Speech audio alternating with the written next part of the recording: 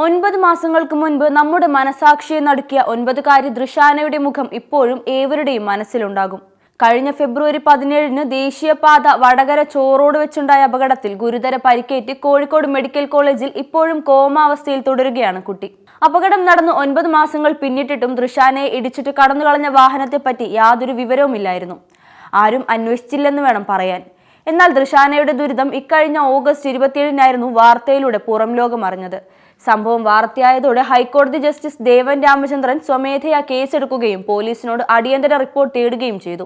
ഇതിന്റെ അടിസ്ഥാനത്തിൽ കുട്ടിയെ ഇടിച്ചു തെറിപ്പിച്ച് കടന്നു കളഞ്ഞ കാറിനെ കണ്ടെത്താൻ വടകര റൂറൽ SP നിധിൻ രാജ് പ്രത്യേക അന്വേഷണ സംഘത്തെ നിയോഗിച്ചിരുന്നു. കേരള ലീഗൽ സർവീസ് അതോറിറ്റി പ്രതിനിധികൾ കുട്ടിയെ മെഡിക്കൽ കോളേജിലെത്തി സന്ദർശിക്കുകയും നിയമസഹായം ലഭ്യമാക്കുകയും ചെയ്തു. മനുഷ്യാവകാശ കമ്മീഷനും ഇടപെട്ടിരുന്നു. ഇപ്പോഴിതാ ഈ ക്രൂരകൃത്യം നടത്തിയ വാഹനത്തെക്കുറിച്ചുള്ള വിവരങ്ങൾ പോലീസിന് ലഭിച്ചെന്നാണ് സൂചന. ഇതിനായി പ്രത്യേക അന്വേഷണ സംഘം ശേഖരിച്ചത് 100 കണക്കിന് CCTV ദൃശ്യങ്ങളാണ്. നിരവധി പേരുടെ മൊഴികൾ എടുക്കുകയും വർക്ക്ഷോപ്പുകളിൽ നിന്ന് വിവരങ്ങൾ ശേഖരിക്കുകയും ചെയ്തു.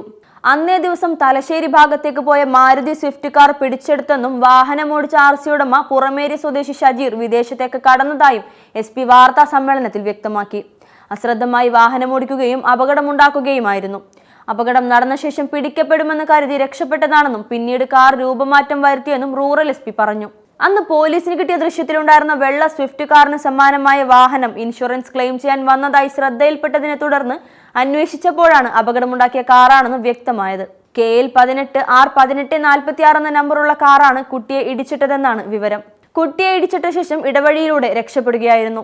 ഇത്രയൊക്കെ ചെയ്തെങ്കിലും 10 മാസത്തോളമായി ചികിത്സയിലിരിക്കുന്ന കുട്ടിയുടെ ആരോഗ്യനിലയിൽ കാര്യമായ പുരോഗതിയും ഉണ്ടായിട്ടില്ലെന്നതാണ് ഏറെ വേദനാജനകം. ദൃശാനയെ വീടിന്റെ അന്തരീക്ഷത്തിലേക്ക് കൊണ്ടുപോയാൽ മാറ്റം വന്നേക്കാമെന്ന ഡോക്ടർമാരുടെ അഭിപ്രായത്തിൽ ആശുപത്രിക്ക് സമീപമുള്ള വാടക വീട്ടിലേക്ക് കുടുംബം മറ്റന്നാൾ താമസം മാറുകയാണ്. ആശുപത്രി വിടുന്നതിനാൽ മരുന്നിനുള്ള കിഴിവും മറ്റ് ആനുകൂല്യവും ലഭിക്കില്ല.